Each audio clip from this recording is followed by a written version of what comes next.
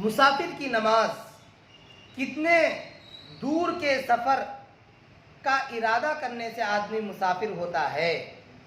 شریعت میں یعنی اللہ اس کے رسول کے قانون میں مسافر اس کو کہتے ہیں جو اتنی دور جانے کا ارادہ کر کے نکلے جہاں 3 دن میں پہنچ سکے۔ 3 دن میں پہنچنے سے یہ غرض نہیں کہ سارا دن چل کر 3 دن میں پہنچے، بلکہ ہر روز صبح سے زوال تک چلنا معتبر ہے۔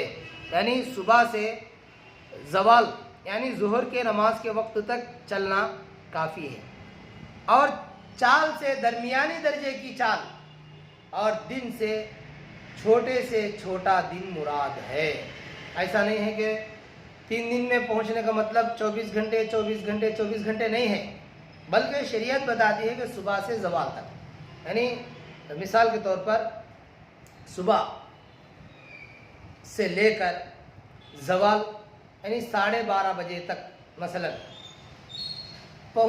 روزانہ چلتا ہے، یا اس سے بھی کم مدت، اس سے بھی کم ٹائم ہے، تو روزانہ 3 دن اتنا وقت چلنے میں لگایا تو وہاں تک پہنچ سکتا ہے، تو اس جگہ تک پہنچنے کو مسافر کہتے ہیں۔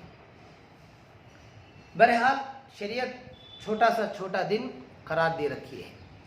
درمیانی درجے کی چال سے کیا مراد ہے، اور 3 دن کی مسافت کتنے میل ہوتی ہے؟ درمیانی درجے کی چال سے پیدل آدمی کی چال مراد ہے، یعنی معمول سے آدمی کیسا چلتا ہے اسی کا اعتبار ہے، اور ٹھیک بات تو یہی ہے کہ 3 منزل کی مسافت معتبر ہے، لیکن آسانی کے لیے 48 میل کی مسافت 3 منزل کے برابر سمجھ لی گئی ہے۔ اگر کوئی شخص ریل یا گھوڑا گاڑی یا موٹر پر اتنی دور کا ارادہ کر کے چلے جہاں پیدل آدمی 3 دن میں پہنچتے ہیں، تو اس کا کیا حکم ہے؟ یہ مسافر ہو گیا، خواہ کتنی ہی جلدی پہنچ جائے۔ یعنی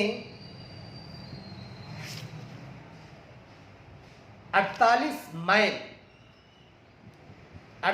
میل کی مسافت کو اگر تم ٹرین سے جاؤ، فلائٹ سے جاؤ، یا گھوڑے سے جاؤ، بس سے جاؤ، سائیکل سے جاؤ، بلیٹ سے جاؤ، جس سے بھی جاؤ، آپ مسافر کہلائیں گے جب اتنی دور کی مسافت کا تم ارادہ کرتے ہو۔